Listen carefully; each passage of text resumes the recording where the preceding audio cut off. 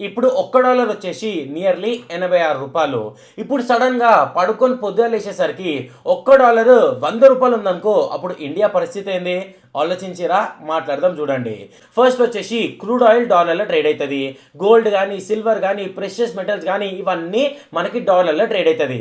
So gold లక్షకు మించి పోతుంది, సిల్వర్ ఆకాశాన్ని అంటుతుంది. క్రూడ్ ఆయిల్ పెరిగింది అనుకో, పెట్రోల్ డీజిల్ ప్రైసెస్ పెరుగుతాయి. దాని బై ప్రొడక్ట్స్ రబ్బర్ కానీ, కిరోసిన్ కానీ వీటన్ని రేట్లు అమాంతం పైపోతాయి. ఇప్పుడు $1 100 అయితే ఏమైనా పాజిటివ్లు ఉన్నాయంటే పాజిటివ్స్ కూడా మనకి చాలానే ఉన్నాయి. ఎందుకంటే ఐటీ కంపెనీస్ చూసుకున్నాం అనుకో, మనం ఏం చేస్తాం, IT companies TCS, Wipro, Infosys service వేరే దేశములకు ఇస్తాము. సో వేరే దేశంలో ఏం నడుస్తుంది, డాలర్ నడుస్తుంది. సో మనం డాలర్లో సంపాదిస్తాము. ఫార్మాసిటికల్ కంపెనీస్ ఏం చేస్తుంది, R&D చేసి మంచిగా డ్రగ్ రిలీజ్ చేసి వాళ్ళు ఏం చేస్తారు, వేరే వేరే దేశాలకి ఎక్స్పోర్ట్ చేస్తారు.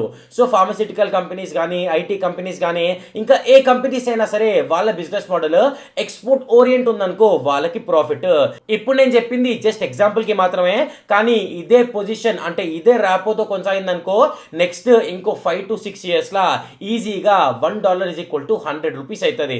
ఎందుకంటే రూపీ ఆల్ టైమ్ హైలో ఉంది, పోతూనే ఉంది. సింపుల్ చెప్పాలంటే ఒక 3 నెలల కింద ₹84 ఉంటే ఇప్పుడు ₹86.6 ఉంది.